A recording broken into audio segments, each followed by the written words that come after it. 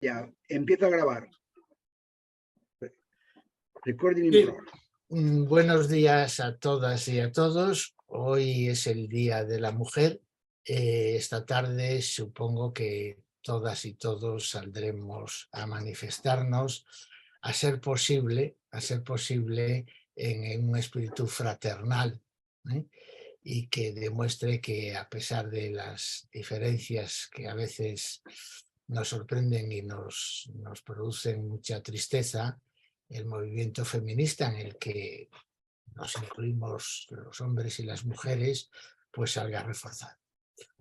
Bien, hoy tenemos a Teresa Aranguren con nosotros, que nos va a continuar con su exposición sobre la historia de Palestina y que servirá de introducción al comentario y a la discusión sobre esta trilogía palestina del autor Ghassan Kanafani.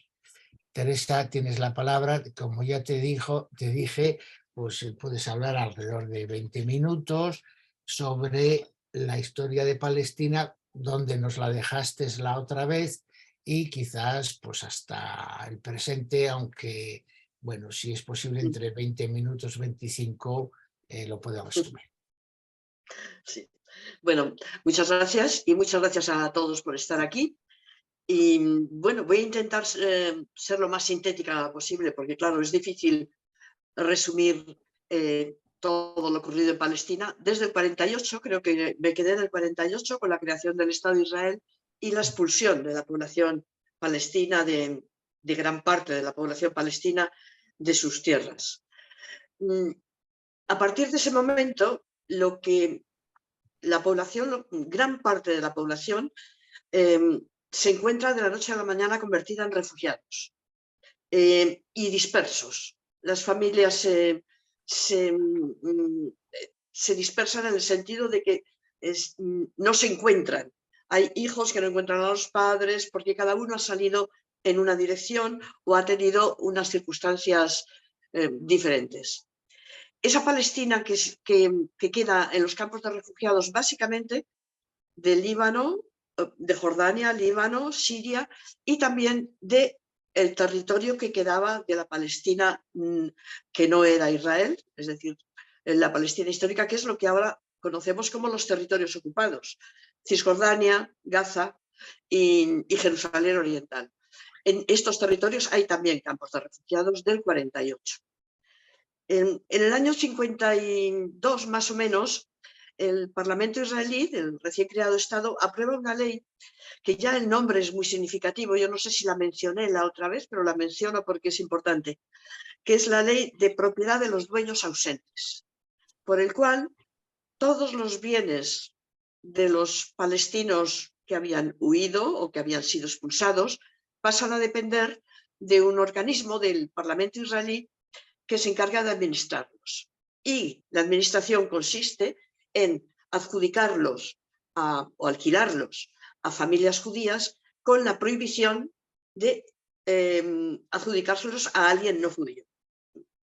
Eso es, ¿por qué es importante? Porque hubo también muchas familias ricas, muy ricas de Palestina, que también fueron expulsadas y que perdieron sus casas, sus fábricas, sus bibliotecas. Había bibliotecas excelentes, privadas, y que aunque ofrecieran mucho dinero no pudieron recuperar, porque estaba sujeto a esa ley de la Ley de Propiedad de los Dueños Ausentes, que ya tiene un nombre bastante expresivo de lo que es. Bien, así pasan los años 50, con la sociedad palestina desmembrada, traumatizada y realmente casi desaparecida de la historia. No se hablaba de pueblo palestino en esa época. Se hablaba como mucho de refugiados palestinos. Y aunque en los años 50, especialmente en Gaza, entre la gente joven de los campamentos de refugiados empezó a recomponerse una cierta identidad palestina, en el sentido de lucha palestina por volver a su tierra, por recuperar su tierra, todavía en los años 50 el estado depresivo en el que está la sociedad palestina hace que no cuente ni entre los países árabes ni evidentemente en en el mundo de la occidental o en la comunidad internacional. Así se pasan los años 50 en los que el ejército israelí, y en esa época es Ariel Sharon, uno de los que destaca más, con una unidad que era la unidad 101, realiza muchos ataques brutales contra ese incipiente resurgir de identidad palestina en Gaza y en Cisjordania. Algunos tan brutales como quemar 48 viviendas con sus habitantes dentro y matar a cerca de 70 personas en esa acción. Esa es una de las acciones que dirigió Ariel Sharon en esos años 50. Se llega así al año 56, que es un momento en el que en Egipto el nacionalismo árabe está cobrando fuerza y Nasser está a la cabeza de este movimiento de resurgir, renacimiento del sentimiento de unidad árabe.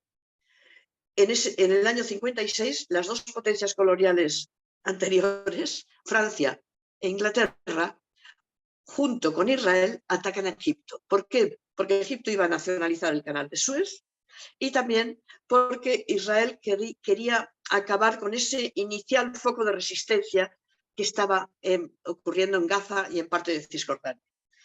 Esa guerra, que evidentemente le hizo mucho daño a Egipto, sin embargo, muestra un cambio significativo en la injerencia internacional en el tema de Palestina. Porque contrariamente a lo que hemos visto después, en ese momento Estados Unidos no está tan implicado en la causa israelí como lo iba a estar después. Y ahí estaba la filosofía del derecho de autodeterminación de los pueblos, es decir, no había el compromiso o esta identificación total que existe ahora. Y fue Estados Unidos el que paró esa guerra, obligó a Francia y a Gran Bretaña a retirarse y a Israel a retirarse de lo que habían conquistado, que era la Franja de Gaza y gran parte del territorio del Sinaí.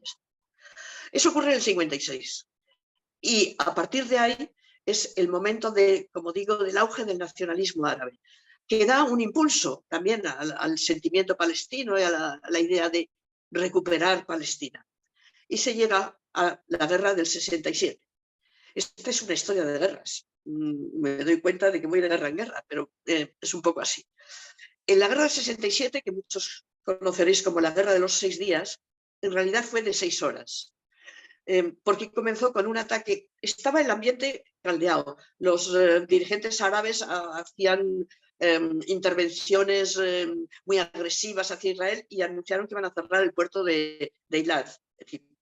Pero, sin embargo, no habían hecho ningún ataque de ofensiva.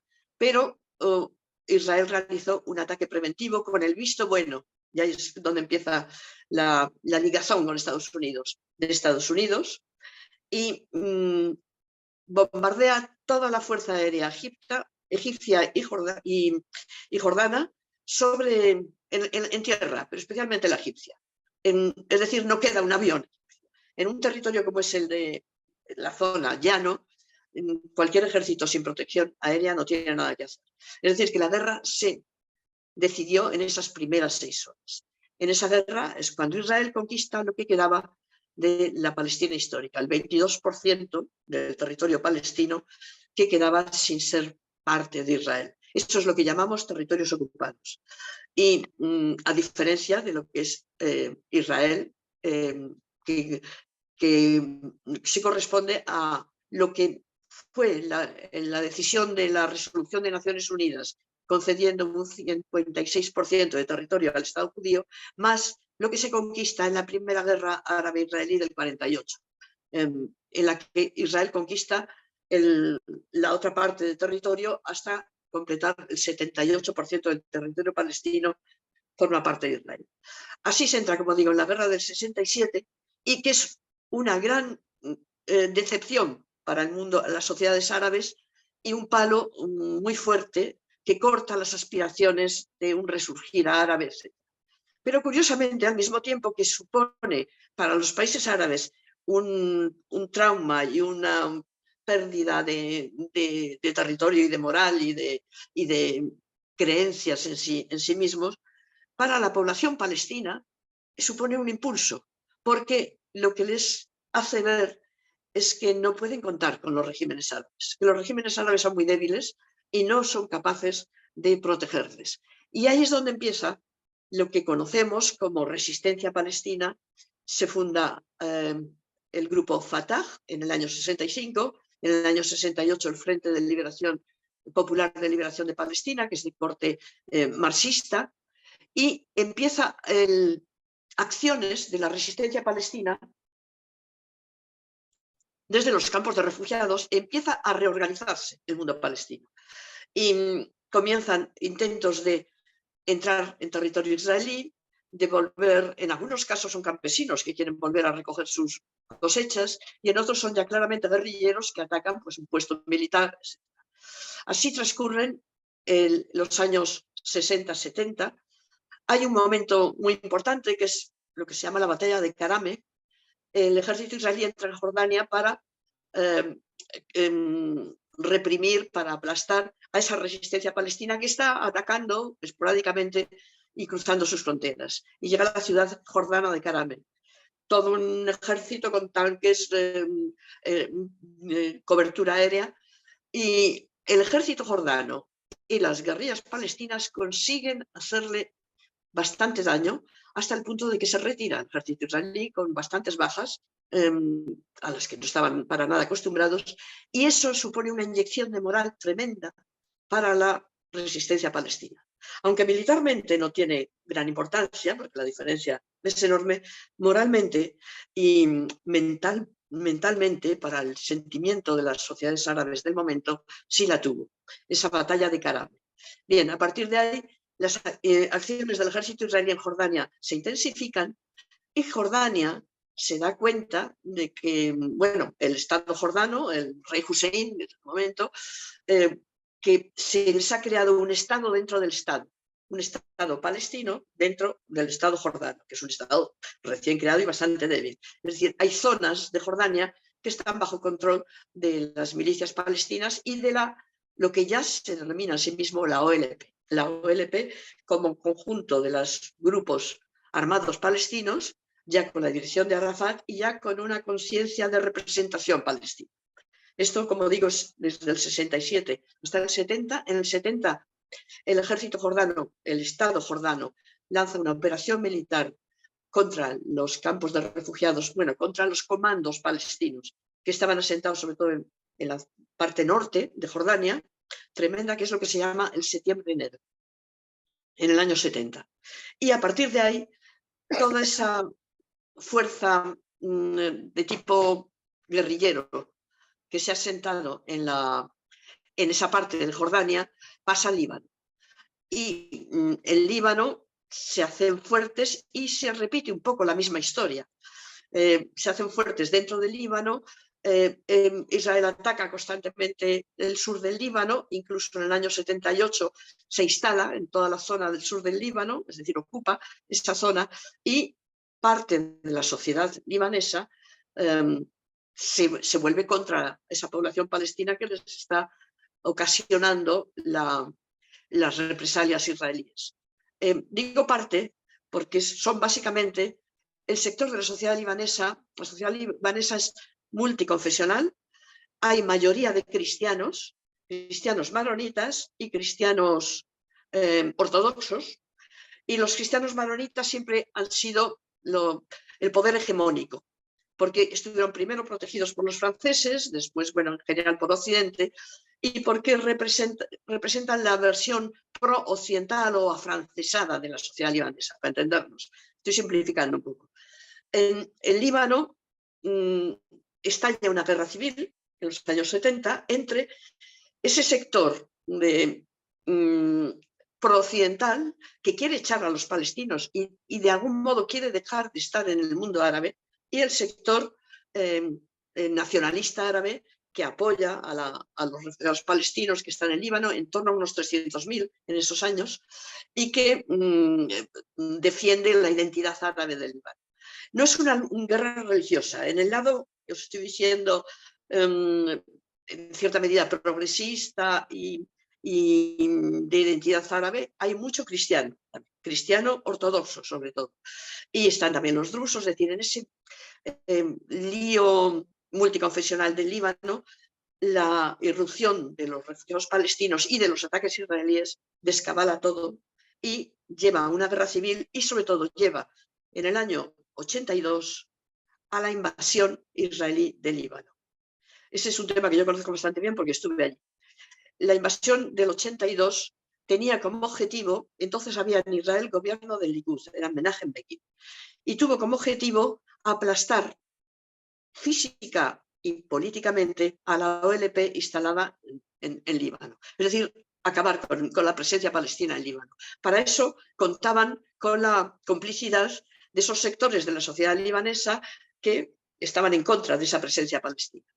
La invasión comenzó en junio del 82, al mismo tiempo que la guerra de las Malvinas, por cierto, y fue atroz, causó en torno a 30.000, casi 30.000 víctimas mortales y culminó con lo que a muchos os sonará que fueron las matanzas de Sabra y Shatila, que eran los campos de refugiados palestinos del oeste de Beirut.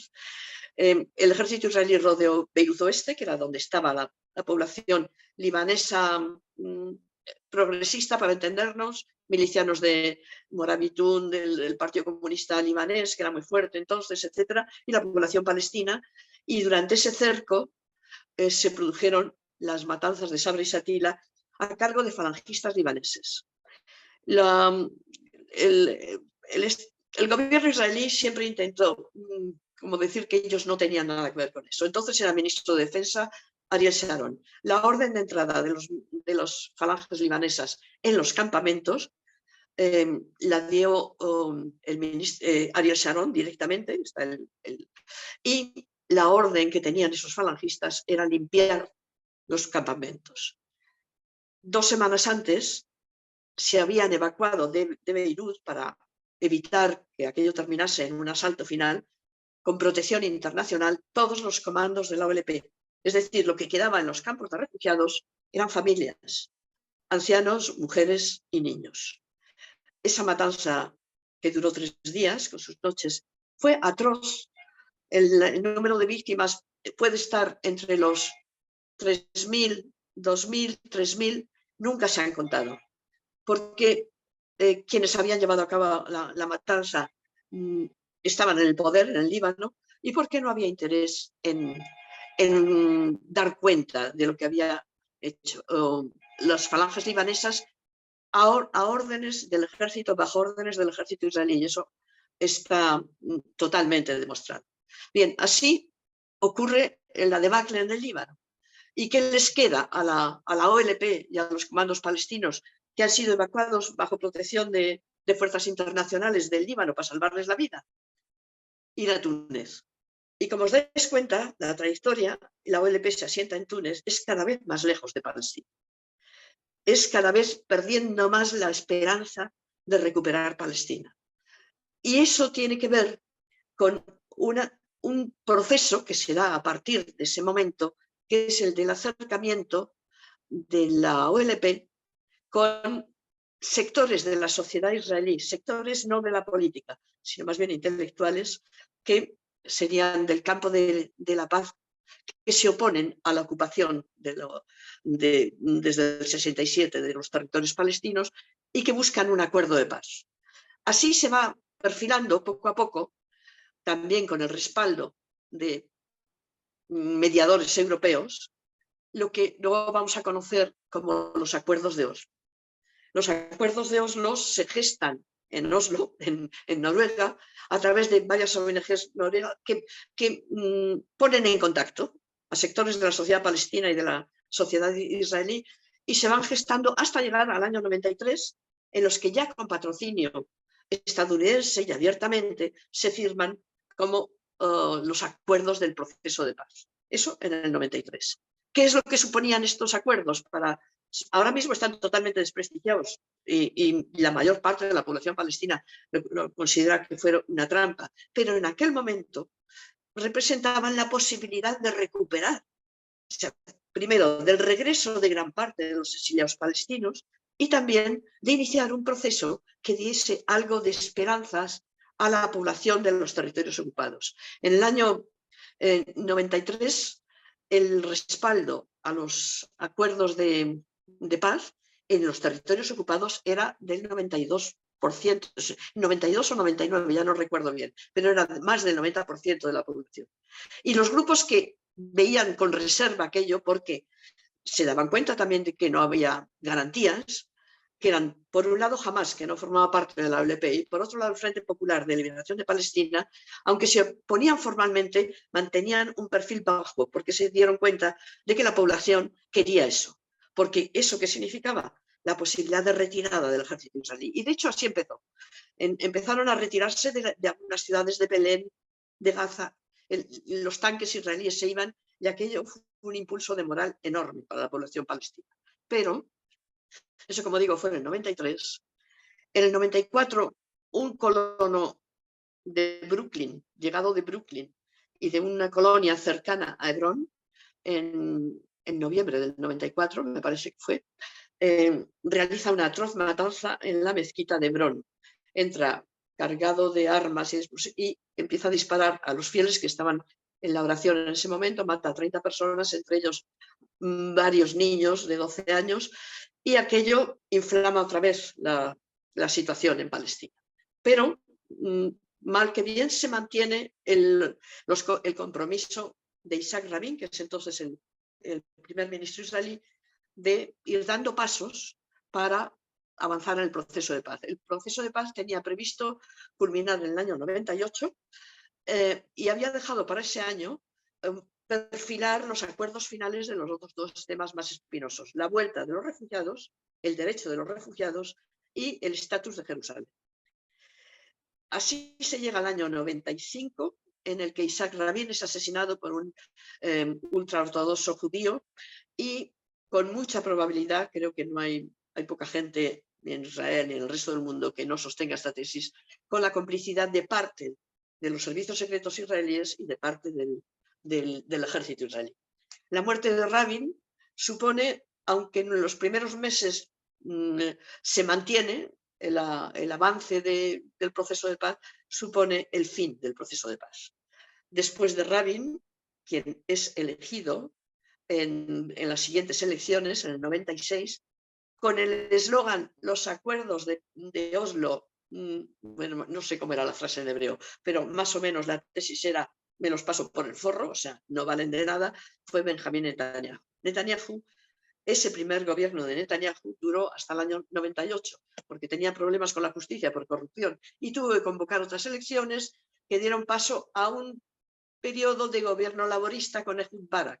No quiere decir que la diferencia entre gobiernos laboristas y no laboristas en Israel haya significado grandes cambios, ni diferencia de situación política y vital para la población palestina, pero en ese momento es cuando desde la parte israelí se plantea una oferta de paz que también espero que a algunos os suenen, que es la que se llamó la oferta de Camp Davis. Era presidente de Estados Unidos Clinton, y aquella oferta de Camp Davis se vendió informativamente como una gran oferta por parte israelí en la que iban a recuperar gran parte de sus territorios, algunos de los barrios de Jerusalén, que era algo, y de los refugiados no se hablaba nada, no contenía nada, pero la oferta realmente nunca en la prensa, nunca apareció en concreto. Siempre eran titulares, generosa oferta de Barak. El caso es que la oferta fue rechazada por Yasser Arafat porque no le quedaba más remedio, hubiera llevado a una guerra interpalestina. Porque de hecho, luego se ha sabido, la oferta lo que significaba es lo que luego ha ido haciendo el gobierno israelí. Significaba quedarse con casi el 30% de los territorios ocupados y el tema de los refugiados ni tocarlo, y mantener una presencia de ejército israelí en gran parte del territorio palestino, donde se suponía que se iba a crear un Estado palestino. Eso fue el tema de Camp Davis. ¿Qué supuso Camp Davis? Que cuando se rechaza, toda la presión mediática y política se lanza contra Yasser Arafat y la dirigencia palestina. Es la época en la que se decide que es un interlocutor no válido, así eran los titulares, y está cada vez más aislada la dirigencia palestina en Palestina. Ya. Así se llega al cambio de siglo y en el año 2000 se produce una tremenda operación militar en toda Cisjordania, en la que el ejército israelí vuelve a ocupar las ciudades de Cisjordania y a partir de ahí,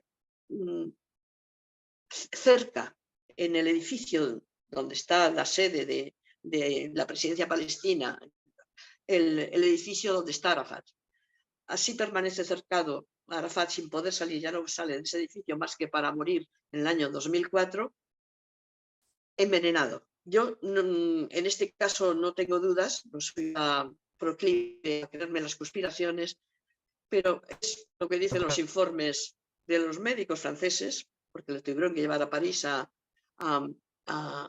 ver si sabían qué es lo que le pasaba y porque lo que dictaminó la autopsia es que fue envenenado con polonio.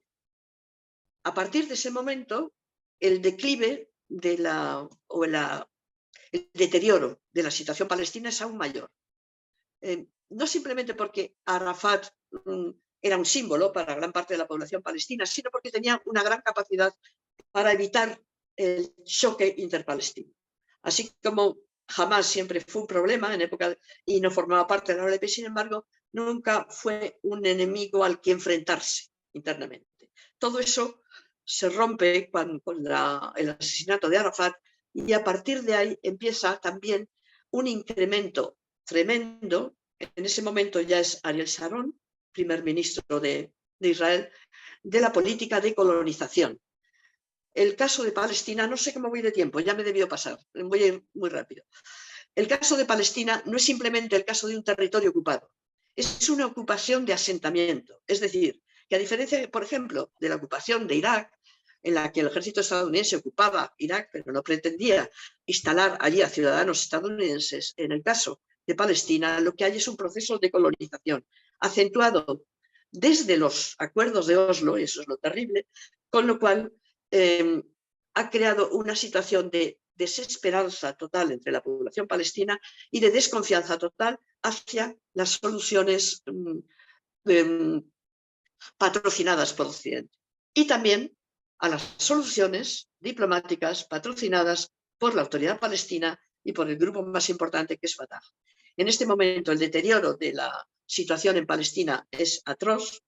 El gobierno israelí de este momento es extrema derecha, racista declarado y proclama sin ocultar sus intenciones que el objetivo de su gobierno es anexionarse Cisjordania y deportar al máximo de población palestina de Cisjordania. Esto forma parte del programa de uno de los principales partidos del gobierno de coalición que tienen ahora, que es el Partido Religioso, que está muy vinculado al movimiento de colonos. Y termino solo diciendo una cosa. Lo que ha ocurrido en estos días en Palestina está habiendo, y por primera vez se está usando este término por prensa israelí, está habiendo diariamente pogroms. Me imagino que casi todos sabéis lo que son un pogrom. El pogrom es como se llamaban las racias que se hacían contra comunidades judías, pueblos judíos, barrios judíos en la Rusia zarista, con la complicidad de la policía zarista. Hace un poco más de una semana, el 26 de febrero, lo realizaron en unas Jugara, os sonará, a la entrada de Nablus y en otras localidades de la zona. Más de 300 colonos de las colonias que rodean Nablus bajaron armados con palos, cuchillos, cócteles explosivos, fusiles, incendiaron más de 70 casas, todos los coches del centro de Nablus, con la protección del ejército, que estaba a pocos metros y no intervino, dejaba hacer. Eso que ha salido un poco más en la prensa, lo hemos visto en estos días, ha ocurrido durante el año 2022 pasado, según registros de la Organización de Derechos Humanos israelí, B'Tselem, 660 veces en Cisjordania. Es decir, 660 ataques en un año de colonos armados protegidos por el ejército israelí. Esto es la realidad de lo que está ocurriendo en Palestina ahora. Ayer hubo también otra bajada de los colonos al mismo pueblo que habían asaltado el día 26 de febrero y una incursión del ejército israelí en la ciudad de Jenin, que está también al norte, en el que murieron 11 palestinos. Ayer 9, hace unos días 11, etc. En lo que va de año son ya cerca de 70 o más de 70 palestinos en esa zona entre Nablus y Jenin, muertos por acciones del ejército israelí. Esto es lo que hay, esta es la situación en Palestina y solo tengo que decir, esto ocurre por la complicidad de Europa, por la inacción de Europa, por el consentimiento de Europa y por la incapacidad de defender el derecho internacional que dicen defender en Ucrania y abandonarlo en Palestina. Bueno, Lo dejo ahí. Teresa, muchísimas gracias. Me deja muchas cosas gracias. entre medias. Ya. Pero bueno, has hecho una síntesis extraordinaria y yo te notaba emocionada y yo me estaba emocionando escuchándote. Yo creo que además nos sirve a nosotros para entender mejor el libro. Que solo te quería hacer una pregunta. Es que me parece que es un dato muy, muy importante. En el septiembre negro, de cuando se les expulsa de Jordania, hay datos de números porque no fueron los israelíes los que los echaron. No, pero no O los sea, jordanos, fue el ejército jordano. ¿y cuánto se sabe qué número hubo de deportados? Sí, ¿No? seguro que se sabe, no lo tengo yo, fueron varios miles. Sí. La intervención del ejército, desde luego, fue atroz. O sea, es un ejército formado básicamente por beduinos, es decir, no tenían vínculos con la población palestina, y no lo sé, no tengo, pero fue uno de los episodios más atroces en la durísima Claro, historia de fijaos, quiero la decir que Palestina. Tendría que mirarlo. fueron sus propios hermanos, es decir, los hermanos jordanos, Árabes. árabes. Sí, lo que pasa es que hay que distinguir ahí. Sí. El mundo de en Jordania básicamente es una gran parte de la población es beduina. Hay otra parte de la población que son descendientes, y que está sobre todo en el norte, que son descendientes de los refugiados palestinos y que tienen una identidad palestina y una cercanía también por vínculos familiares con la población palestina. Entonces esa diferencia también actúa en la sociedad jordana y actuó en ese momento. Había tenerles ganas por parte del ejército jordano a estos palestinos que solo nos traen problemas. Oye, Que se han hecho perdona, fuertes en una parte de nuestro territorio y nos hacen que nos bombardeen. Teresa, Entonces, hay algo que le pasa a tu imagen que está como de rayos X. Desde es casi que estoy entrando por el móvil porque no he podido hacerlo con el ordenador y no sé. Queda un color morado muy... Así, muy ya me estoy viendo, estoy rosa. Estoy de color rosa. Bueno, vale. pues no sé, no tengo ni idea de por qué es.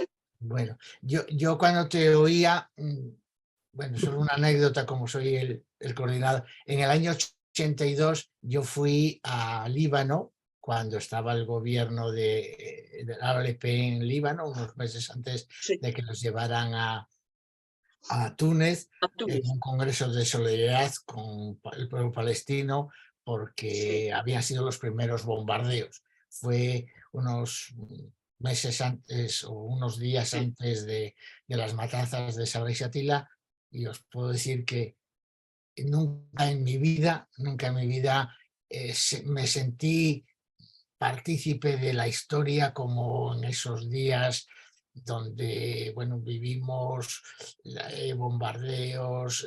De hecho, por ejemplo, la foto que nos hicimos cuando Arafat nos recibió a la delegación española, que éramos yo por comisiones y dos más por UGT y por el PC, pues bombardearon al día siguiente unas instalaciones, y de hecho las únicas fotos que tengo yo de ese congreso son las que hice personalmente. Y recuerdo, y tengo algunas en Sabra y Satila, que hicimos una visita, y eso fue 20 días antes de aquella matanza. Bueno, pues esta historia que nos has contado, muchas gracias. Yo os pido que después, cuando hablemos, no sé si empezar a hablar de la literatura o casi a lo mejor, yo casi prefería, para que no perdiéramos el hilo, que antes de empezar con el libro, abrir un turno de debate, de debate o de información o de comentario a lo que nos ha dicho Teresa. Es decir, para no mezclarlo, vamos a dedicarle un tiempo a aclarar, a comentar, a pedir información a Teresa sobre lo que nos ha dicho. Y entonces pues levantéis la mano y...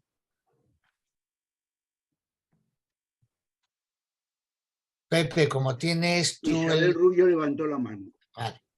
Hola, buenos días. Hola, Teresa. Hola, Isabel.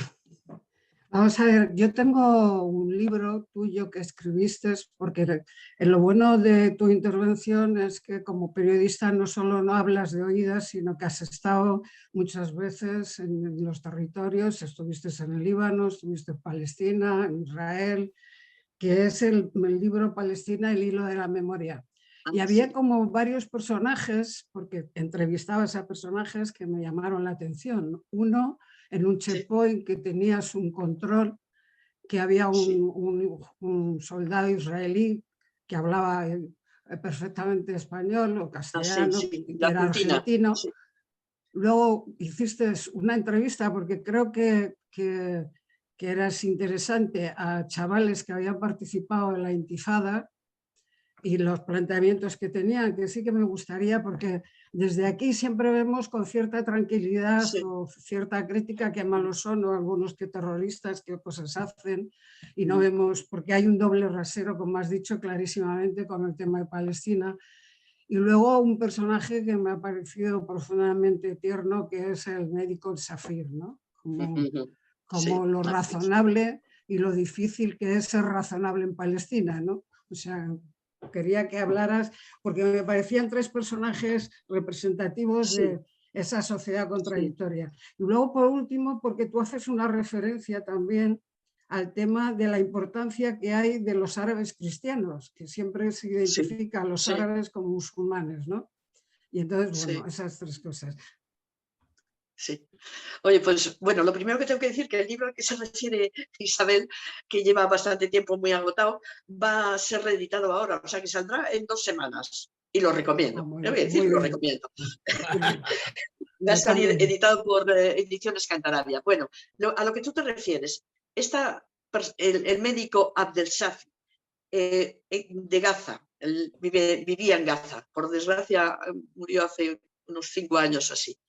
Fue el representante palestino que vino a la conferencia de paz de Madrid del año 91, 1991, que estaba vinculada a los acuerdos de Oslo. Eso no os lo he contado antes, pero bueno, quizá lo recordéis. Y fue la persona que vino en representación de la parte palestina, porque los israelíes no permitieron que viniera una representación de la OLP. Dejaron que vinieran, después de muchas presiones, una representación palestina, y vino este médico de Gaza. Abdel Shafi era la típica persona que representa el sentido de la ética. Yo siempre, y creo que lo digo en el libro, tenía la impresión de que se dedicaba a la política, porque era parlamentario y hacía política también, como ejercía la medicina, para paliar el sufrimiento de la gente. Y en esa estancia en Gaza, que fue en el año 98, era todavía gobierno de Netanyahu, había cierre de territorios en Gaza. Eso quería decir que la población de Gaza no podía entrar ni salir mientras durase el cierre. Es cuando también tuve ocasión de hablar con chavales, porque yo creo que era la única extranjera que se paseaba por las calles de Gaza en ese momento. Y Gaza está llena de gente joven. Tiene porque no sé ahora mismo el porcentaje, pero el índice de gente menor de 20 años es altísimo. Eso es importante tenerlo en cuenta. No mencionaba antes el bloqueo de Gaza desde el año 2007, porque imaginaos lo que es tener toda una generación, o más de una, de jóvenes encerrados en un territorio sin perspectivas de que eso cambie, sin poder salir. Lo que yo transmito en el libro es lo que me transmitieron la gente de Gaza.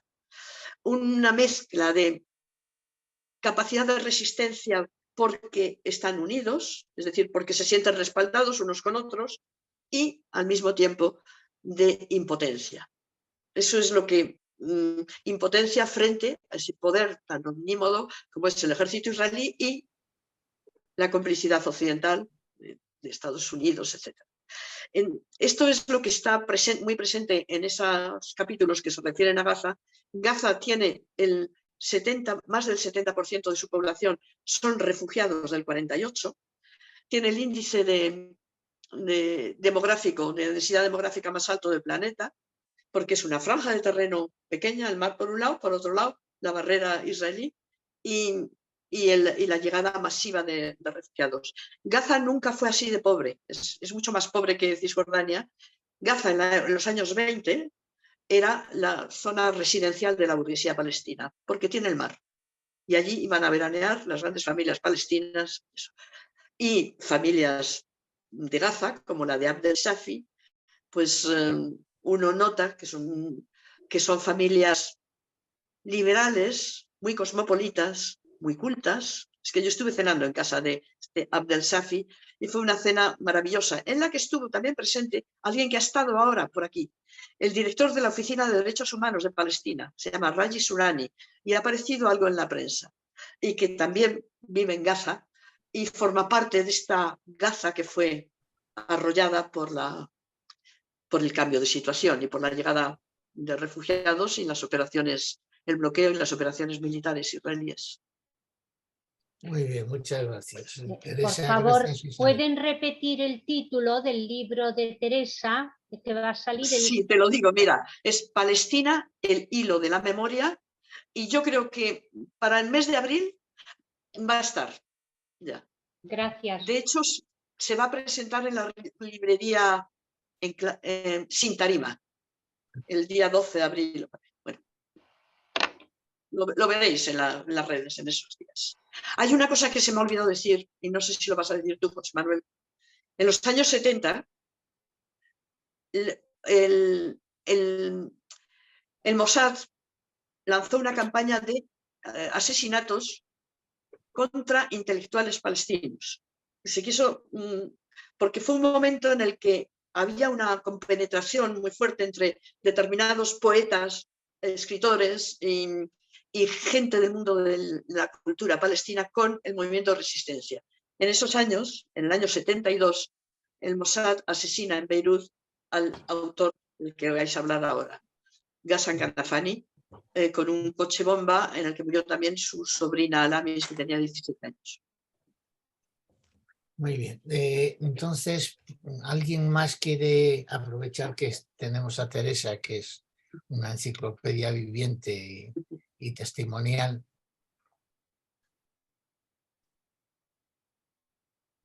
Bueno, pues mira, ahora ya se te vuelve a ver. Sí, ya no estoy con desaparecieron los rayos X. Yo creo que ha sido un comando israelí que te ha querido boicotear. O sea, no, queda claro. Hasta ahí llegan los largos tentáculos del Mossad. Bueno, de verdad, muchas gracias, Teresa. Gracias a vosotros y gracias y además la capacidad de sintetizar una historia. Claro, cuando yo me acordaba que hemos leído un libro del Líbano y bueno, pues ahí hablábamos un poco de ese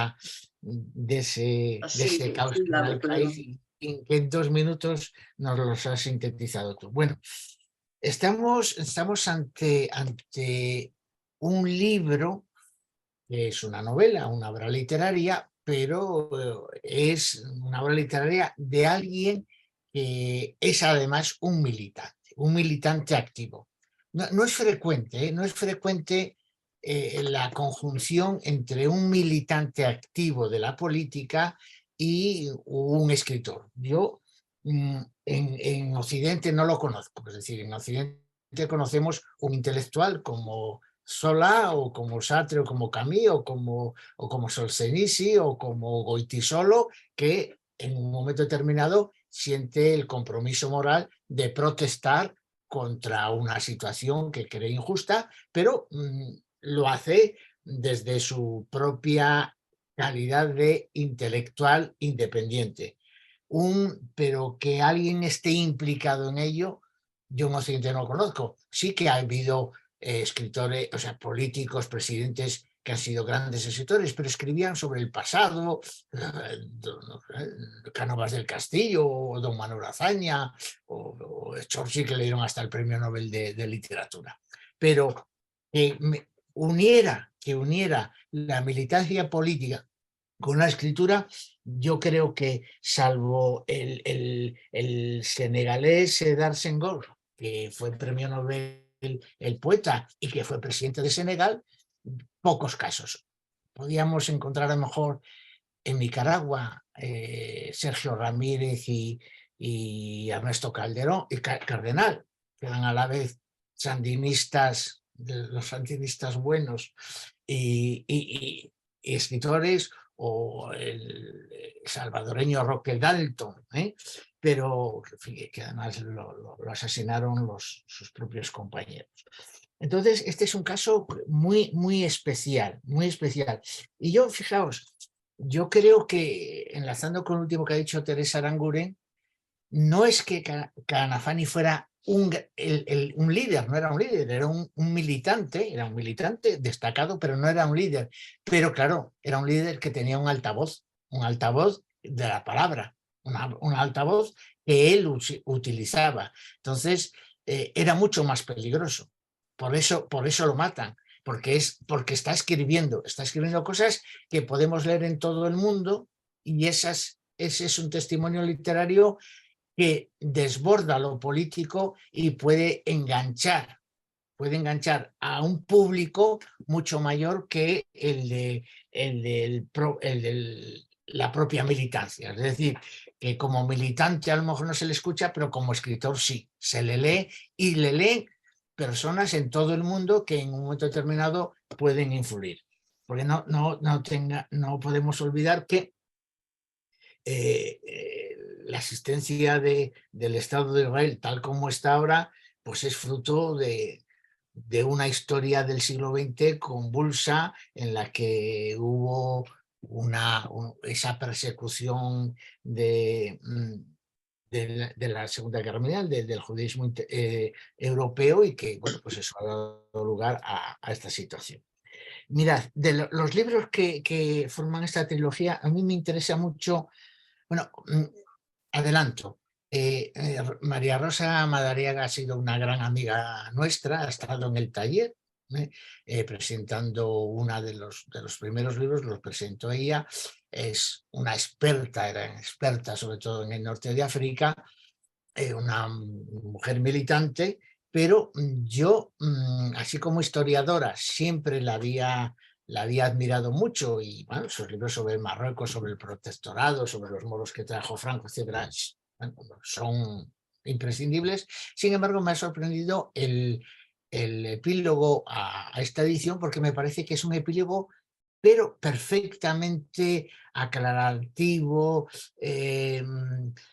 bueno, que ayuda mucho. A mí, bueno, me encantó haberlo leído y digo, hombre, pues mira, María Rosa no solo era una gran historiadora, sino era una buena crítica literaria. Bueno, pues fijaos, recordad lo que ha dicho, el contexto de lo que ha dicho Teresa, ¿no? El 67 es un punto de inflexión fundamental. Ha habido muchos, pero el del 48 y el 67 creo que son los dos que más han marcado. Bueno, pues El Hombre del Sol está en el año 63, lo que nos queda es del año 66, y sin embargo Un Saad es del 69. Es decir, estamos a caballo antes y después de la guerra de de la guerra del 67.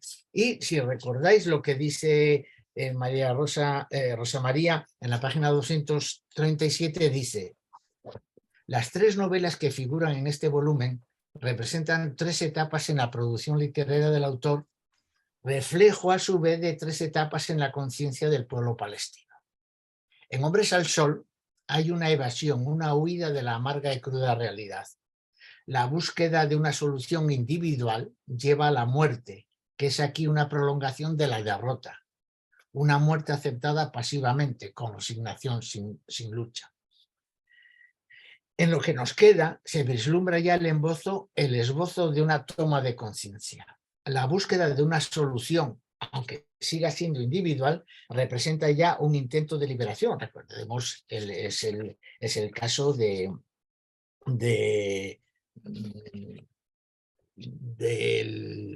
guerrillero que es asesinado, Salem, es el caso de Salem.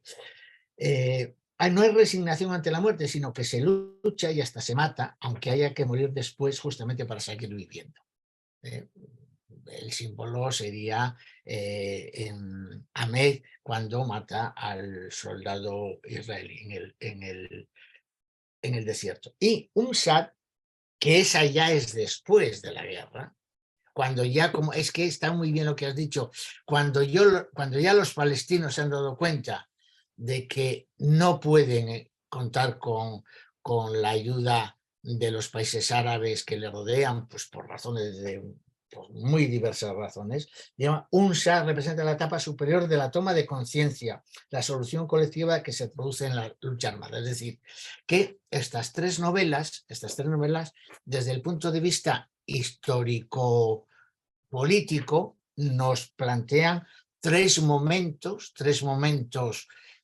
relativamente cercanos, porque la primera historia se desarrolla en el 58, aunque está escrita por lo que dice de los años, siempre la referencia es el 48, dicen 10 años después, 10 años, se dice, pues luego estamos en el 58.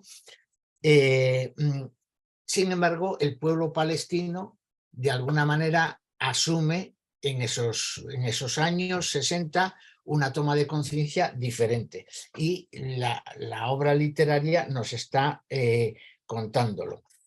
A mí me interesa señalar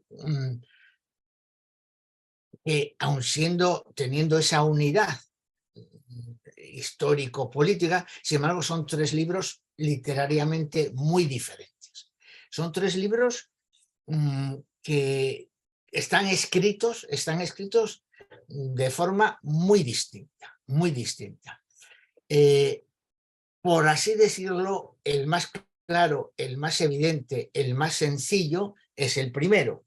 En el primero tenemos 3 capítulos, cada uno de ellos a 3 personajes. En el primero tenemos a Abu Qais, o no sé cómo se pronunciará, en el segundo tenemos a Asad y en el tercero es Marwan. Son 3 generaciones, Abu Qais es una persona mayor que fue expulsado en el año 48, Asad es un muchacho de 20 y tantos años y Marwan tiene 16 años. O sea, son casi tres generaciones de palestinos que han sufrido la deportación, ellos o sus padres, de los territorios de Palestina, y que, bueno, buscan la única solución en el exilio en Kuwait, buscando una solución.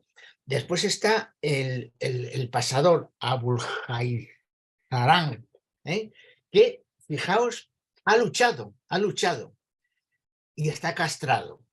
La castración de aquí, como la tierra madre del segundo, como el brote verde del tercero, son también 3 símbolos fundamentales que nos van marcando desde la castración a la unión con la tierra madre, a la que él va a buscar, en la que Hamed va buscando y llegar a Palestina. No llega, no sabemos si morirá o no morirá, pero el brote verde sí que con el que termina. Cuando cuando un Saad le da al novelista, al narrador, a Kanafani, que en definitiva Kanafani aquí no es sino la voz de un Saad, y le da una rama que está seca y sin embargo esa rama ha florecido. Bueno, esos tres personajes se encuentran con otro personaje que es el que les va a llevar en ese camino en el que pasa lo que pasa. Sin embargo, pero es una novela hasta cierto punto bien escrita, en el sentido de que, bueno, es tres personajes, cada uno vemos por qué llegan a Basora y porque quieren pasar a Kuwait, y cómo cuando van los tres juntos, cómo intentan pasar a Kuwait y les pasa lo que les pasa. Claro, la segunda novela nos produce mucha confusión,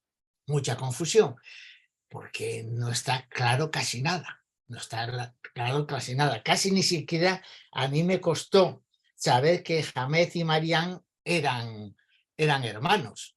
Yo al principio creía que eran unos prometidos y que él estaba enfadado con ella porque y que incluso los que se casaban eran ellos y Zacarías era el que los casaba, hasta que fue avanzando. Pero es que, claro, él lo dice, el autor dice, aquí hay cinco personajes, que son Hamed, Marian, Zacarías, el reloj, el tiempo y el desierto. Pero es que además hay otros dos personajes que salen poco, pero que son muy importantes, porque si solo estuviéramos con estos personajes, pues casi no sería sino una historia de amor, de desamor, de incesto, de machismo, pero es que hay un tal Salem que ha sido ejecutado porque ha habido un traidor, Zacarías, que le ha denunciado. De hecho, este es Salem, y eso le va a costar. Por eso Hamed va a decir, es un cerdo, porque es un cerdo, no porque se case con otra mujer, porque en definitiva la poligamia ellos lo aceptaban, o como sea, sino porque ha sido un traidor. Pero es que también tenemos el caso de un recuerdo del padre de Hamed.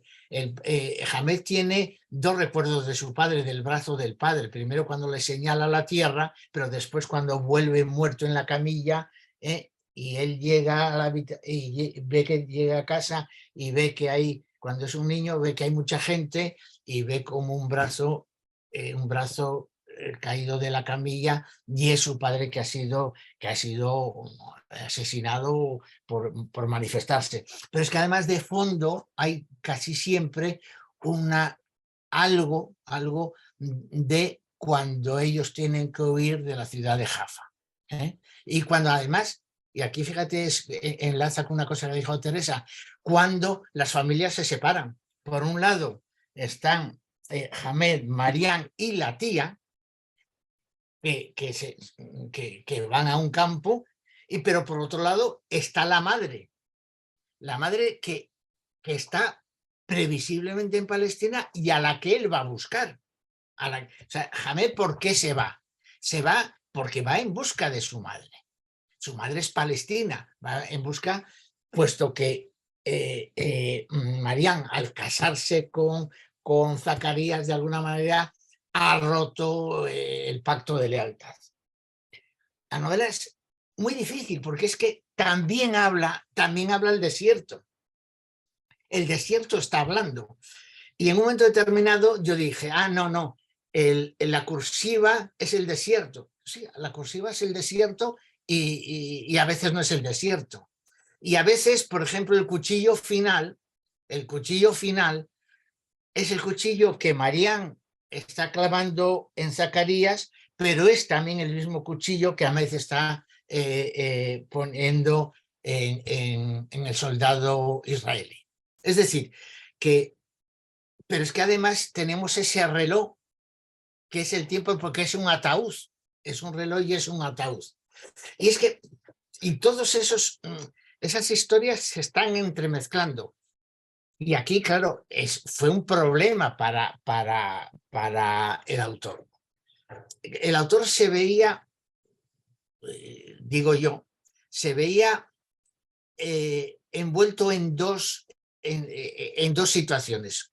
Como militante, quiere hacer una novela que la puedan leer todos, que todos que les sirva para inflamar el espíritu de resistencia.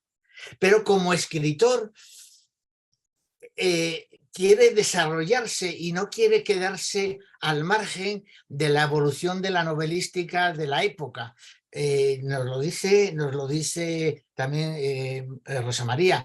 Esta es una época del Nouveau Roman francés, que es un tipo de literatura muy tecnicista, y él, en un momento determinado, por así decirlo, no quiere quedarse solo como un escritor militante, quiere ser escritor.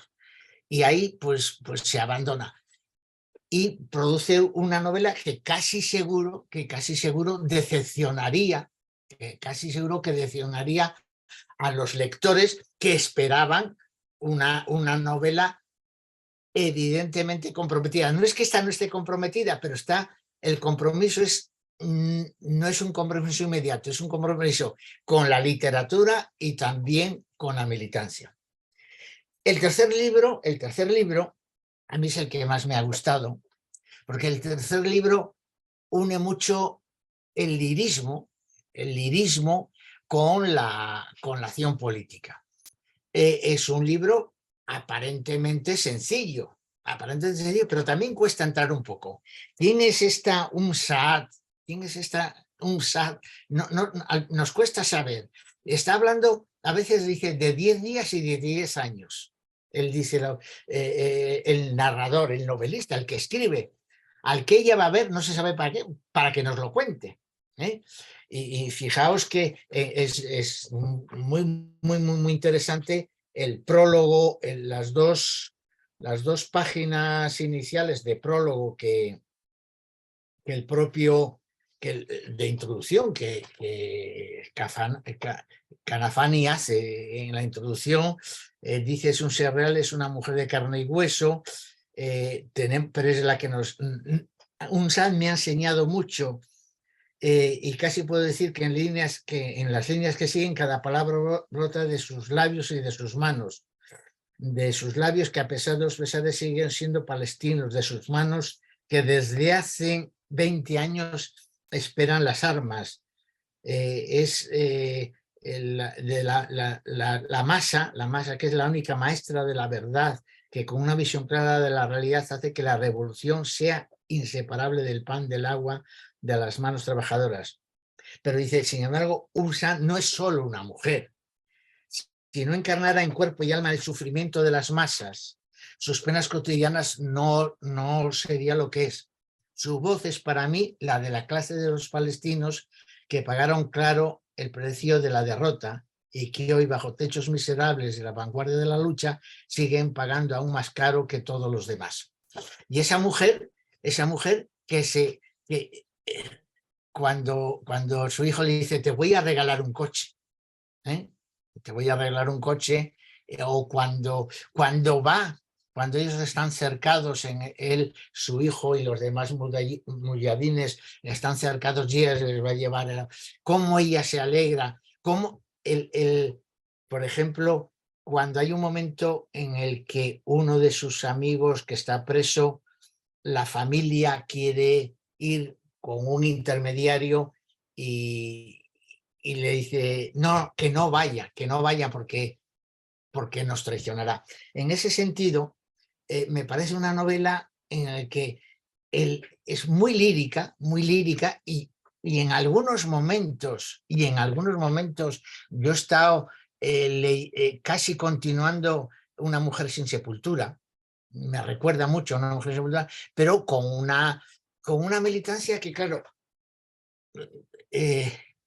estamos en el año 2023. Se nos han derrumbado muchas cosas. La guerrilla latinoamericana, de la que algunos años y en muchos momentos nos hemos sentido más o menos parecido. ¿Quién no leyó el cuaderno del Che Guevara, ¿no? En Bolivia? En algún momento, afortunadamente muchísimo más lejano, quien no estuvo cercano de ETA en los años 70, 60. Pero hoy, en el mundo de hoy, los movimientos de liberación pues no tienen el apoyo que pudo tener en otro momento. Entonces no deja de chocarnos a veces, esa exaltación de la madre defendiendo a su hijo con las acciones guerrilleras. Claro, no es lo mismo luchar por tu tierra como Palestina que luchar como otros sitios. Pero bueno, lo dejo ahí como punto de reflexión. Bien, lo que quería decir es que estas tres novelas nos plantean el gran compromiso del escritor militante, como de tres maneras diferentes, con resultados distintos, a través de narraciones que técnicamente, literalmente, no tienen nada que ver una con otra. Sin embargo, nos ofrecen tres momentos de esa lucha del pueblo palestino por encontrar su dignidad, que también nos ha dicho Teresa. Vale, pues yo ya lo dejo aquí y hablamos, si os parece, ya de estos libros y, bueno, y por supuesto todo lo que queramos preguntarle a Teresa, pues sigue ahí.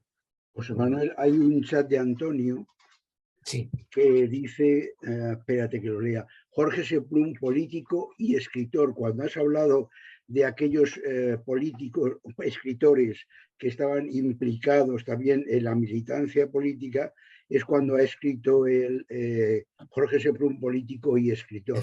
Efectivamente. Y sin embargo, fíjate, muy bien, muchas gracias Antonio que no estés, pero fijaos que posiblemente los peores libros de Semprún sean justamente los dos libros eminentemente biográfico-políticos, que es Federico Sánchez se despide de ustedes y el anterior. Justamente yo creo que son literariamente los dos peores, porque precisamente ahí el militante que quería justificar su actividad política se comió al escritor, mientras que cuando la militancia, cuando el escritor vende al militante, es capaz de escribir, por ejemplo, el largo viaje, que es su primera y a lo mejor posiblemente su mejor novela.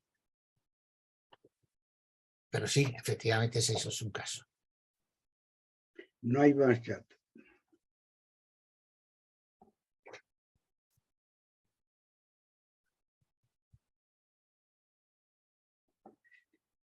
El silencio es absoluto. Lola Vilés Sí. ha abierto el micrófono. Sí, pues gracias a Teresa Aranguren por su introducción histórica y gracias a José Manuel por la literaria. Yo voy a decir lo que me ha parecido una buena trilogía, me ha gustado leerla, la he leído 2 veces, pero en una primera lectura, la primera novela, Hombres en el Sol, y la segunda, Lo que os queda, pues me defraudaban un poco en el sentido de que yo no les veía conexión con el problema palestino, porque hombres que emigran y cruzan el desierto y pasan penalidades, pues los tenemos en otros lugares sin ser palestinos, en África mismo, que quieren emigrantes, que quieren ir a Europa, que, en fin, no lo veía. El tercero sí, el tercero lógicamente un Saad, pero el epílogo, bueno, o mejor dicho, la tercera novela, un Saad, me puso un poco en su sitio a las otras dos. Empecé a verlo en conjunto y a comprenderlo en conjunto. Y entonces sí que le vi sentido. Pero sobre todo el epílogo me ha parecido magnífico. El epílogo lo leí y lo comprendí. Y comprendí todo y me pareció bien. Se lee bien. Creo que Ghassan Kanafani era un gran escritor. Es una pena realmente su muerte tan joven. Pero de las tres novelas, la que más me ha gustado a mí ha sido la segunda, y ha sido por la forma. Esto de relatar simultáneamente lo que está pasando a varias personas, pero simultáneamente, en el mismo párrafo se nos puede hablar de distintas situaciones, hacía que no podía dejar de leer. No sabía cuándo podía hacer un alto y me ha parecido muy amena, muy original. Yo no había leído una cosa semejante de tanta simultaneidad. Ha sido la primera vez, creo recordar, y me ha gustado. La verdad es que me ha gustado. En fin, en conjunto me alegro de haberlo leído. Me parece una buena obra, y lo que me pregunto es qué hubiera escrito Ghassan Kanafani sobre la Palestina actual. ¿Qué tipo de novelas hubiera escrito después? Seguramente muy buenas. En fin, creo que ha sido una buena elección el haber leído esta novela. Gracias, Lola, gracias.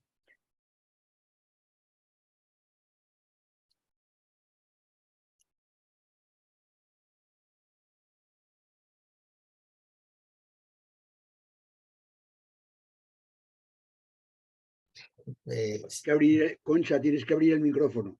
No se te oye. Bueno, me alegro mucho que hayas hablado, Lola, y me alegro mucho porque además coincido contigo en alguna cosa. A mí el libro evidentemente, bueno, no sé, por mi contacto con Palestina y mi amor por Palestina, pues me interesaba mucho. Y la verdad es que, digamos que yo, como militante y como activista, no he encontrado mucho que digamos, pero el libro me ha gustado mucho, y la historia que más me ha gustado ha sido la segunda. La segunda literariamente me parece que es mucho mejor que las otras dos. Bueno, yo la leí una primera vez y dije, esta historia la tengo que volver a leer, y la leí una segunda vez y ya francamente me encantó. Y luego es que pienso que, claro, con el epílogo que ha hecho Rosa María de Madariaga, pues que nos queda muy poco que decir, sinceramente, porque es que hace un análisis literario, político, social de la novela que nos da muchísimas claves, que nos ha completado el libro de una manera estupenda. Francamente, yo siento mucho que haya muerto Rosa María y que no haya podido estar aquí hoy para haberle dicho que había hecho una labor absolutamente magnífica. También quiero darle las gracias a Teresa pues eso, por lo mucho que se ocupa de Palestina y etcétera, porque es que me parece que es una cosa tan absolutamente vergonzosa vivir en Europa y que estén pasando las cosas que están pasando en Europa, como lo que está pasando ahora en Reino Unido, lo que están decidiendo, este abandono que hemos hecho absoluto, totalmente, de Palestina. Es que es sangrante, o sea, es que yo no sé cómo podemos aguantar la vergüenza, sinceramente, pero pues, ¿qué le vamos a hacer? Pero vamos, yo me alegro mucho de haber leído también este libro, porque me ha gustado mucho y me ha parecido que es una idea muy buena que haya hecho tres historias tan distintas literariamente. Es más atractivo, sinceramente, que no que hubiese hecho tres narraciones parecidas y eso, pero pues yo no tengo que añadir gran cosa a lo que ha comentado en el epílogo Rosa María, sinceramente. Gracias, Concha. Baja la mano.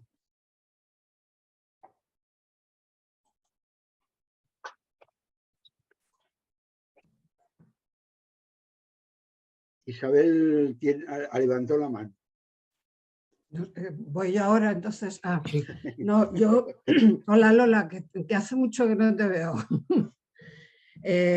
Vamos a ver, yo estoy de acuerdo con Lola en que el segundo a mí es el que más me ha gustado, porque además me ha hecho pensar, y que como hoy es el 8 de marzo, podríamos decirlo, encima, que es ser mujer en territorios ocupados, o que es ser mujer en Es decir, tiene un significado para mí también profundo, en el sentido de que no le quedan salidas. Es una mujer de 30 años o 35, me parece, donde, bueno, por una parte está frustrada, porque qué relaciones sociales, qué vida. Cuando hablamos siempre de estos libros, evidentemente son libros de militancia, porque son países con una desestabilización y en lucha, ¿no? Es decir, si hablamos de Argelia, pues hablamos de esto, hablamos porque no quedan en una cafetería y entonces se enamoran y tal, sino que están en territorios muy convulsos, ¿no? Entonces a mí es también la que más me ha gustado, creo que hay que leerla 2 veces para saber quién está hablando, pero también representa, desde el punto de vista de la mujer palestina, debe ser tremendo. O sea, pienso que si nosotras podemos decir unas cuantas cosas, ser encima, estar en territorios ocupados o estar en zonas donde no tienes una casa, no tienes unas condiciones, tu hijo o se puede enrolar o puede estar, es decir, murieron montones de niños en la intifada, supongo que las madres sufrirían mucho, no sé, me parecía un tema, me parece bien. Y luego, el Primera Historia también me hizo pensar una cosa, es decir, los palestinos que huyen de los territorios ocupados, ¿a dónde pueden ir? Los han echado de Jordania, los han echado del Líbano. Si van a Kuwait para ganarse el dinero, tienen que pasar clandestinamente por Arabia. La muerte de los 3 me pareció tremenda. Y además, donde uno que los traslada, me parece un personaje, por una parte, como dice María Rosa Madariaga, no nos repele demasiado, porque es un ser tremendamente frustrado que tiene que presumir de su hombría ante los controles que pasa a la frontera, ¿no? Me parecían personajes muy humanos, que les quedaba la salida de huir y que encima tenían que hacerlo clandestinamente, cuando se supone que en los demás países árabes todos se apoyan la causa palestina, ¿no? Y me recordó a otra situación no parecida, pero también muy dura, que fue lo de los exiliados republicanos. No nos recibieron demasiado bien en Francia, solo nos fuimos a Chile porque había un embajador maravilloso, y a México porque cogieron a los más profesionales e intelectuales, pero muchísima gente tuvo que moverse clandestinamente de una zona a otra porque éramos otra cosa sin definir, que éramos la derrota, ¿no? Entonces, a mí en ese sentido sí que me parecía representativo lo que estaba contando, es decir, que están huyendo porque no tienen salida, que es la primera parte de la historia palestina, pero la segunda ya es resistencia, pero creo que la segunda es la más real, porque es que no les queda nada más que acciones individuales, es decir, están rodeados por todas partes y no tienen salida, no, nada más. Eso. Gracias, Isabel. Para ayudar un poco, Lola, yo también me lo pregunté, ¿qué escribiría ahora Kanafani? Y yo creo que ha habido un cambio sustancial el que Teresa no ha hablado porque no podía hablar, pero que yo creo que es relevante. Y yo recuerdo cuando estuve en Líbano en el año 82, el islamismo de la OLP prácticamente no existía. El modelo para la OLP era un Estado laico, un Estado donde la mujer tuviera su autonomía. De hecho, nos llevaron a una universidad que tenían en Damasco y allí había muchas muchachas estudiando, por supuesto. Y uno de los problemas que tiene la OLP y el pueblo palestino es que de alguna manera, yo creo que se ha islamizado, con lo cual algunos posibles apoyos se nos quedan un poco así. Es decir, que hoy la sociedad palestina, si consigue la independencia de Israel, etcétera, yo no sé si iba a ser una Palestina en la que nosotros y sobre todo vosotras os sintierais a gusto. Lo digo un poco como para, no sé si Teresa a lo mejor a este respecto, que sabe mucho más, tiene algo que decir. José Cristelia levantó la mano, José Manuel. Sí, muy brevemente. La novela me ha gustado. La primera me parece muy completa porque es la población sin patria, evidentemente, porque hace ahí una alegoría de pozo sin fondo negro y de mucho terror, pero también vemos elementos sociológicos del funcionariado, la pasividad y esa doble moral que tiene el funcionario de las aduanas, cómo caracteriza al conductor, que es un pícaro sin alma, pero que se trasluce su pesar gritando el por qué no han gritado, no, él no ha sido más diligente. En fin, me parece bastante completo el argumento. La segunda, a pesar de que hay que releerla 2 veces, me ha gustado también, casi la que más, aunque es confusa en algunos momentos, pero yo creo que sí que guarda ese aparente caos, sí que guarda coherencia entre sus personajes, ¿no? Y el doble crimen pues es como en legítima defensa, pero se vislumbra que va a haber un compromiso del personaje, de los que quedan, en busca de alguna solución. Y la tercera me queda un poquito escasa. Es verdad que es muy lírica, es muy bonita, es muy esperanzadora y cómo empieza con el tallo de la vid y cómo acaba, pues es como un homenaje que se hace el autor. En conjunto me ha parecido apropiada esta novela y sorprendente el autor con ese pesar de su juventud, simplemente. Así que gracias. Gracias, Cristelia. Oye, Pepe, ¿tú sabes si Teresa Aranguren se nos ha ido? Pues voy a repasar todos, no lo sé. Yo no la veo, porque yo además le hice una apelación. Ella me dijo... Pues estaba con el teléfono. Posiblemente haya tenido problemas de carga. Es que habíamos quedado en que, la voy a llamar, en que ella nos iba a hacer una reflexión final. No, yo la veo en los presentes, que somos hasta ahora 36. Se ha mantenido... Teresa, ¿te nos has ido? ¿Te nos has ido? Y no podía volver a entrar solo para acabar, para decirnos esto que nos tenías que decir del periodista español. ¿Te costará mucho entrar?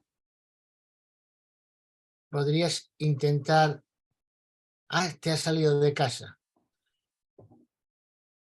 ¿Me oís algo? Pues, ¿se la oye a ella? No. Sí. A ver, di algo. Ah, vale, bueno, pues no, es que vamos a ver, hay una historia de un periodista español que hace un año que está retenido en Polonia, sí, acusado de ser espía de los rusos. Está absolutamente incomunicado, no recibe visitas, no está abandonado por las autoridades españolas, por la opinión pública. Y polacas. Si hubiera sido un periodista español retenido hace un año por las autoridades soviéticas y que no hubieran dejado comunicar ni la familia ni nada, pues hoy todos nosotros todos los días en los periódicos estaríamos hablando de este hombre.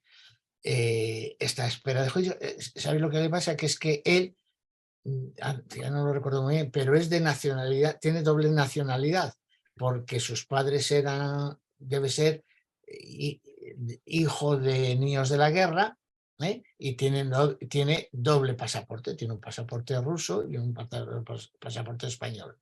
Y es un periodista acreditado y estaba en Polonia para ir a cubrir la guerra de Ucrania y ha sido detenido, y Teresa, que bueno, ha sido periodista y está muy comprometida, pues quería al final decirnos algo al respecto, pero bueno, el teléfono no le funcionaba y no parece ser que no lo puede hacer. Vale. Pues Isabel creo que quería hablar, no lo sé. Sí. No se te oye, Isabel, por el micrófono. Tienes que abrir el micrófono, Isabel. ¿Se me oye ahora? No, digo que sí, es para complementar la información de José Manuel. Es un periodista, sus abuelos eran niños de la guerra, que fueron a Rusia, entonces está detenido, lleva un año, y hay una comisión en la cual está Teresa, y una de las movilizaciones que se hizo, lo digo porque yo participé y luego ya podemos aclararlo por correo como sea, de enviarle cartas pues, para, diríamos, disminuir su soledad, ¿no? Es decir que somos ciudadanos españoles, que estamos preocupados por él, porque es verdad que el Ministerio de Asuntos Exteriores parece ser que no ha hecho mucho, está mucho más interesado por las periodistas o las personas que hay en Irán, pero las de Polonia parece ser que no se pueden tocar. Entonces solo ha ido a verla a su mujer, ha habido un movimiento también, sobre todo en el País Vasco, y entonces hubo un movimiento de solidaridad que era enviarle cartas. Nosotros, nos dio Teresa una dirección, lo digo por si os llega la dirección y esto, que sepáis de qué va, nos dio una dirección para escribirle una carta y decirle, bueno, pues que estábamos preocupados por su situación, que no se sienta solo y tal, porque no tiene ningún cargo, solamente que su padre o su madre, no lo sé, estaba casado con una rusa, él vivió unos tiempos, después se separaron y él se vino a España y ha sido periodista aquí durante mucho tiempo. Lo ha sacado muy poco la prensa y está absolutamente aislado, solo sale 1 hora al día y bueno, pues entonces creo que podría ir los tiros por ahí, pero a lo mejor es por una acción más concreta, ¿no? Lo digo para complementar la información que habías dicho tú, no sé más, ¿vale? Isabel, te agradecería, si es posible, por si alguien quiere, que en el chat pusieras la dirección a la cual hay que enviar la carta o las cartas. Eso lo hacemos cuando hable con Teresa, ¿sabes? Porque no sé si se va a referir a eso, que lo hicimos algunos, o sea, gente que le mandó libros, otros le mandaron cosas, y entonces sabemos que no las ha recibido muchas y que se han sido devueltas, pero yo no sé si Teresa quería hacer una propuesta más actual o no, por eso cuando lo decida ella informamos. Yo solo quería complementar lo que estaba diciendo José Manuel, porque qué es lo que es, ¿vale? Gracias. Gracias. Bueno, pues si no tenemos nada, la verdad es que efectivamente lo de María Rosa era estupendo, pero hasta cierto punto, pues María Rosa en su prólogo nos lo ha dicho casi todo. A mí me hubiera gustado, no se ha dicho, pero en la primera novela hay algo como de una intriga creciente, es decir, hay un momento determinado donde uno piensa, se tienen que morir, o sea, pero yo creo que sin que narrativamente sea excepcional, pero yo creo que está creando una tensión.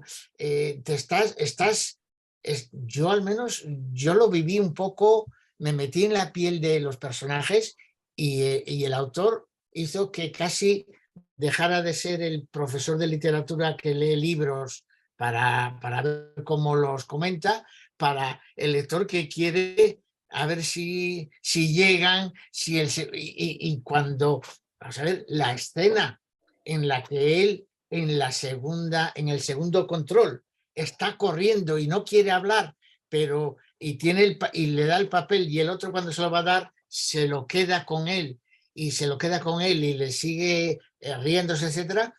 Bueno, en el cine, cuando Hitchcock nos hace esas cosas, hemos dicho, es un maestro de la tensión. A mí me pareció que el autor ahí consigue una compenetración con el lector que está queriendo que se salven, pero que sabe que no se va a salvar. O sea, que a mí eso, no sé, me parece que él consigue en esa novela, a lo mejor no hay esa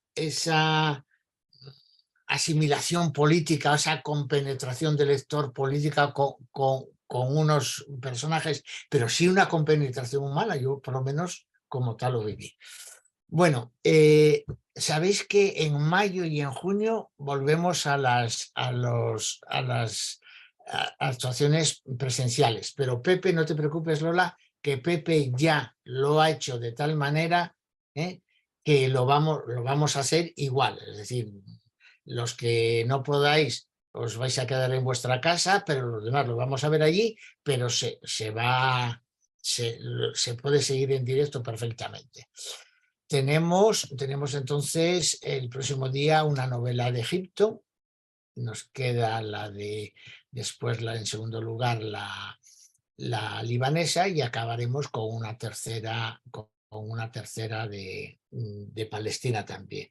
Ya tengo las personas que nos van a hablar. Nos va a hablar de Egipto una mujer nacida en Egipto, de padre palestino escapado en el año 48, que conoce a un historiador, periodista español que va a Egipto a informar, que se llama David Solar, que es un experto en temas del Oriente Medio. Se casa con él y vive en España y es profesora en la Universidad Complutense de Madrid.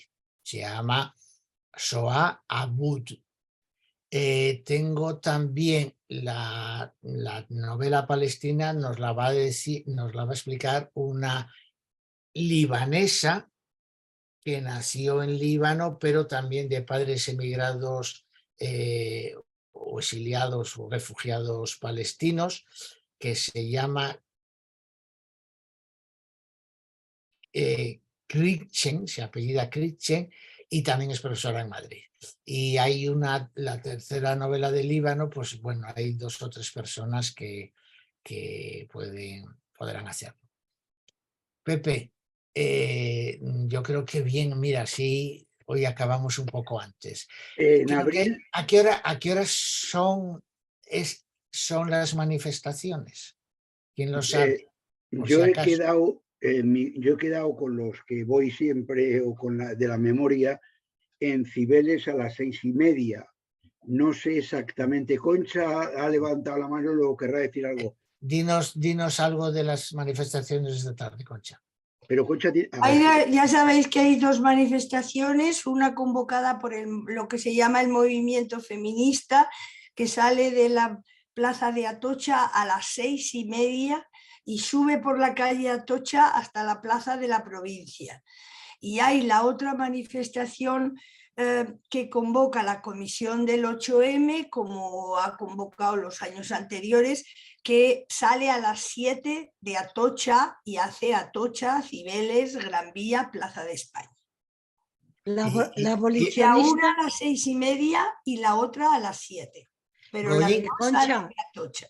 ¿La abolicionista es la que va por la calle Atocha? Sí, sí. ¿Qué es eso de la abolicionista? La que pide la pues abolición.